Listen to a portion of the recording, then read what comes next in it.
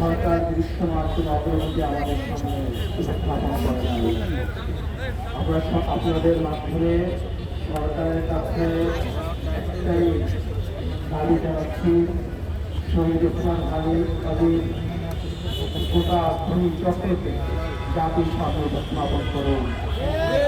একটা জিনিস আপনারা মনে রাখবেন, বাংলাদেশে জুলাই বিপ্লবের আগে যারা ক্ষমতাধর ছিলেন, যারা রাষ্ট্রকে নিজেদের মনে করতেন, তারা কিন্তু আজকে কেউ বাংলাদেশে নাই, তারা পালাতে বাধ্য হয়েছে।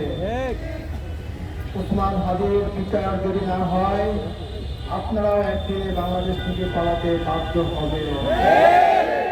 এজেন্সির হয়ে, যে রাষ্ট্রের হয়ে আপনারা ওসমান হাদিকে হত্যা করেছেন, মনে রাখবেন ওসমান হাদি কোন এজেন্সি, কোন রাষ্ট্র, কোন তাবেদারের কাছে কখনই মাথা নত করে নাই।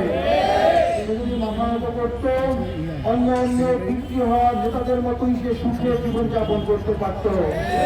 সে বাংলাদেশের 18 কোটি মানুষকে পথ দেখিয়েছে কিভাবে রাজপথে আন্দোলন করতে হয়, কিভাবে স্বাধীনতা সার্বভৌমত্ব টিকিয়ে রাখতে হয়।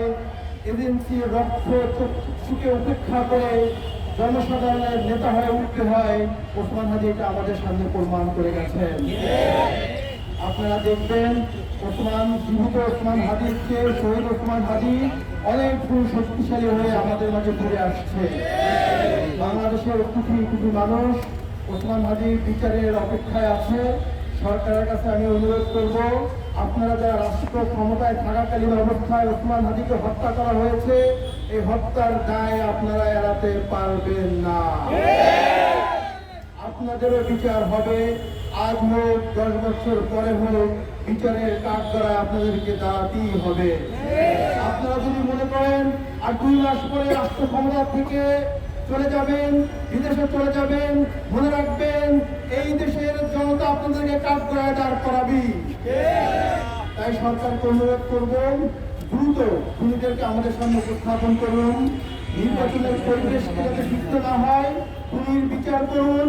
আপনারা ওসমান হাদিকে হত্যা করিয়েছেন, আবার আপনারা এটাকে ইস্যু করে নির্বাচন বানচাল করার চেষ্টা করতেছেন, তা আমরা কখনোই হতে দিব না।